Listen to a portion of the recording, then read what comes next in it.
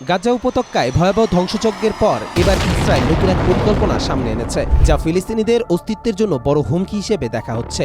সাম্প্রতিক এক প্রতিবেদন অনুসারে তেল আবিব প্রশাসন গাজার জনগণকে সম্পূর্ণ সরিয়ে সেখানে একটি হাইটেক বাণিজ্যিক নগরী গড়ে তোলার পরিকল্পনা করেছে, যার উপাধি দেয়া হয়েছে মধ্যপ্রাচ্যের হংকং।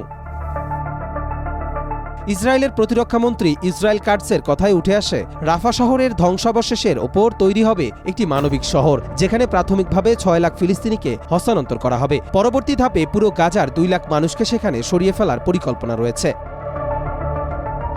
ইসরায়েলের সংসদে উত্থাপিত প্রস্তাবনায় বলা হয়েছে, গাজার পুরনো অবকাঠামো গুড়িয়ে সেখানে গড়ে তোলা হবে শুধুমাত্র ইহুদি বসবাসকারীদের জন্য বিলাসবহুল আবাসন, কৃত্রিম দ্বীপ ও উন্নত প্রযুক্তি নির্ভর পরিবহন ব্যবস্থা।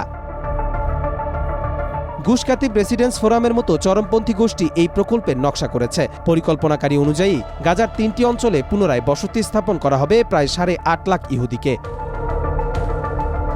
মানবাধিকার সংস্থাগুলোর মতে এই প্রকল্প গণহত্যাকে প্রাতিষ্ঠানিক রূপ দিতে পারে। ফিলিস্তিনি বিশেষজ্ঞরা একে জাতিগত নির্মূলের সূক্ষ্ম রূপ বলে অভিহিত করেছেন।